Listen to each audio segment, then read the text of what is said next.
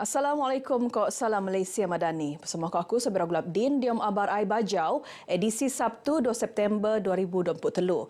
Program Fellow Sabah Maju Jaya SMJ 2.0 edisi 2023 boleh mentangun belia secara holistik antara depan kejadian gaya lagi kompeten, produktif, kok pan boleh jadi sebagai pelapis kepimpinan negeri, kok negara. Selain epan, 25 penutan anu layak jadi Fellow SMJ bertiru tu akan berkhidmat tak Kementerian ke agensi perintah Kopan Syarikat Sekait Perintah GLC.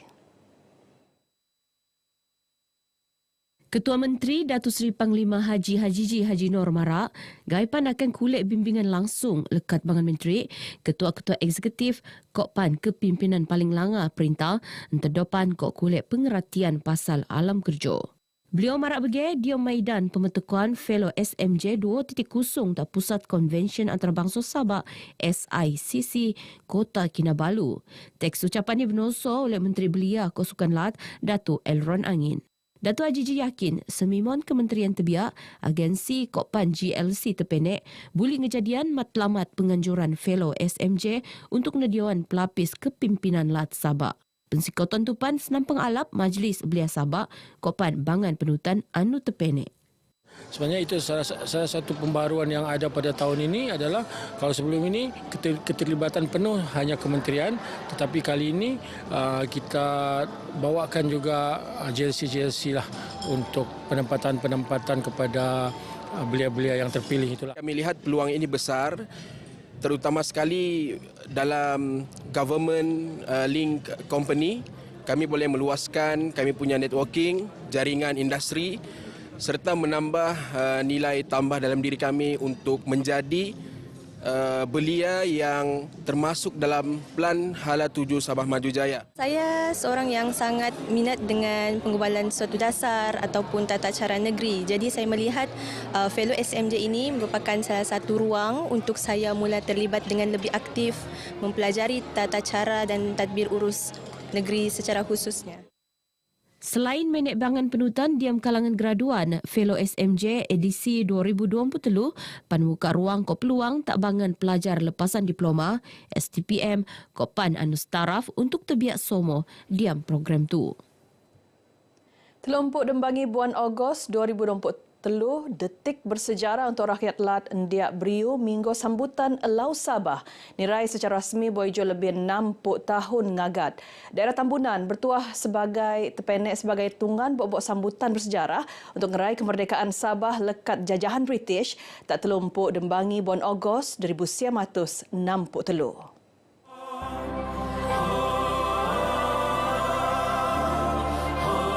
Sambutan Elau Sabah secara rasmi tahun tu anu bini umum oleh Ketua Menteri Datuk Seri Panglima Haji Hajiji Haji Noor. Ngero abar dayag anu niagad-agad oleh semimon lapisan masyarakat jam latu. Sambutan anu bok-bok ni tu nisian kok dangai-dangai acara menarik.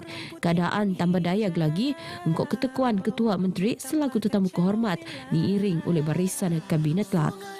Dangan anak jati Sabah anu ngeruo antara jadi bokong bulik dia menjadian bana-bana sambutan Lau Sabah lekat dari dahulu lagi. Berharap pengiktirafan tu mengkebuli rakyat ngingotan sejarah Lat anu bergo bana tu. Kita melalui kesukaran pernah dihalang untuk melaksanakan aktiviti ataupun melaksanakan program meraihkan Hari Sabah, tetapi pada hari ini terima kasih dengan kerajaan GRS terutamanya yang amat berhormat Ketua Menteri kerana mengiktiraf hari ini Hari Sabah. Sebelum ini memang kurang meriah daerah sambutan sebab kita pun tahu cuma 31 Ogos untuk Merdeka Day. Tapi kali ini kita ada dua bonus lah, satu Merdeka Day dan satu Sabah Day. Jadi memang sangat-sangat happy. Harapan saya daripada sini kita belajar untuk belajar sejarah Sabah, belajar macam mana perjuangan kita punya pahlawan-pahlawan dulu, macam mana kita punya menteri-menteri dahulu kala untuk mencapai apa yang kita sudah dapat sekarang ni. Saya sangat berbangga dan sangat berterima kasih kepada kerajaan yang sekarang ini kerana sudah mengiktiraf Sabah Day. Bagi saya ini adalah hari yang saya sangat nanti-nantikan bahawa seluruh rakyat Sabah harus mengetahui Sabah pernah merdeka. Sambutan Lau Sabah akan diraih setiap tahun secara selik-selik di antara daerah untuk muan peluang tabang rakyat tas tiap tunggalat kerso diri keadaan kedayagan Lau bersejarah tu.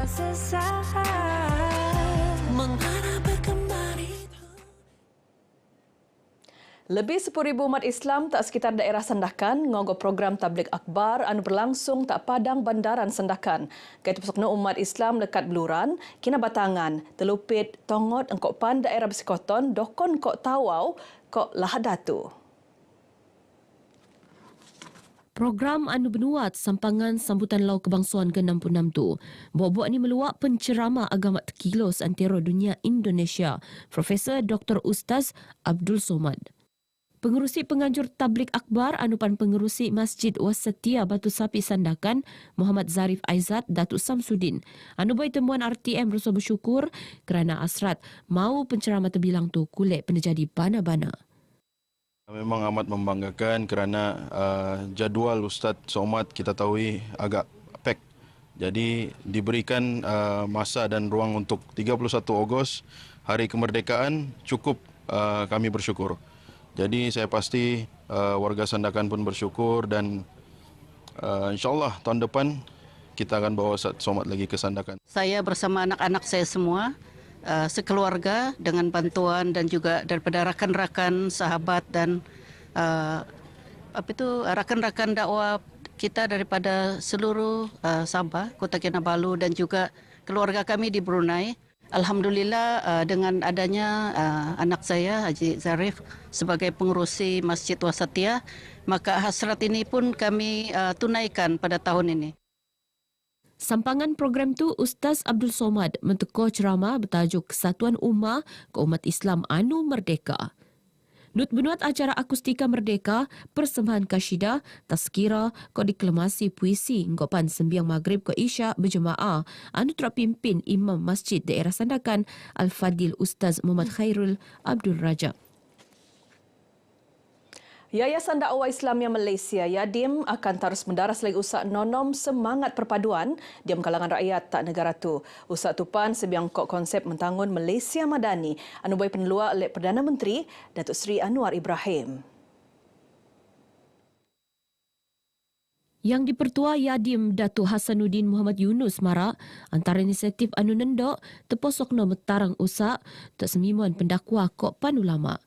Epan penting supaya gai sama-sama sekongsi, kopan mosok elemen perpaduan, penyatuan, kasih sayang, hormat, kopan semangat kebersemuan, enggai jota umat Islam tapi pan tak kalangan masyarakat, anu berbilang kaum tak latu.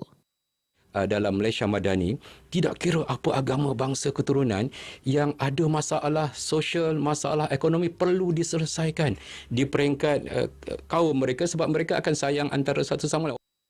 Datuk Hasanuddin tenemuan RTM boleh jadi tetamu dialog di 4 konsep dakwah Yadim diam konteks Malaysia Madani tak stesen radio Sandakan FM. Penganjuran dangai-dangai program diam nonom semangat sayang tak negara nendak buli mentangun kok pan mendaras lagi jati diri generasi murak.